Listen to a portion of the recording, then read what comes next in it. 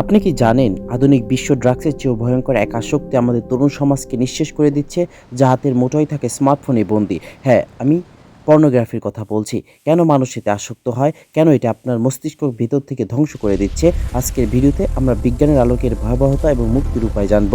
Pornography যখন কেউ দেখে, তখন মস্তিষ্কে ডোপামিন নামক এক রাসায়নিকের বন্যা বয়ে যায়। একে বলা হয় সুখের হরমোন। কিন্তু বারবার দেখার ফলে মস্তিষ্ক সাধারণ ডোপামিনের আর তৃপ্ত হয় না।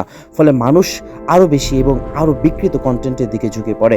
একে বিজ্ঞানের ভাষায় বলা হয় isolation. Your brain on porn. Gary উইলসনের মতে পর্ণাসক্তি মস্তিষ্কের প্রফেশনাল কর্টেক্সকে দুর্বল করে দেয়, যার ফলে মানুষের বা হিরোইনে আসক্তি দেয়। The brain that change itself দেখিয়েছেন যে পর্নোগ্রাফি মস্তিষ্কের নিউরোপ্লাস্টিসিটি ব্যবহার করে মানুষের রুচিকে বিকৃত করে দেয়, ফলে বাস্তব জীবনের স্বাভাবিক সম্পর্কগুলো ভালো লাগে না। এর ফলে শুধু মানসিক নয়, শারীরিক সমস্যাও দেখা দেয়। হরমোন যুগের অভাব, আত্মবিশ্বাসের চরম ঘাটতি সামান্য বানিয়ে দেয়। মুক্তি কি সম্ভব? হ্যাঁ, অবশ্যই। 90 দিনের চ্যালেঞ্জ মস্তিষ্ককে আবার আগের অবস্থায় ফিরিয়ে নিতে 90 দিন পর্নোগ্রাফি থেকে দূরে থাকতে হবে। আপনি কেন এটি দেখছেন? একাকিত্ব, রাগ নাকি অবসাদ? কারণটি খুঁজে বের করুন। ডোপামিন পেতে পর নয়, বরং শরীরচর্চা, সৃজনশীলতার কাজে অভ্যাস গড়ে তুলুন।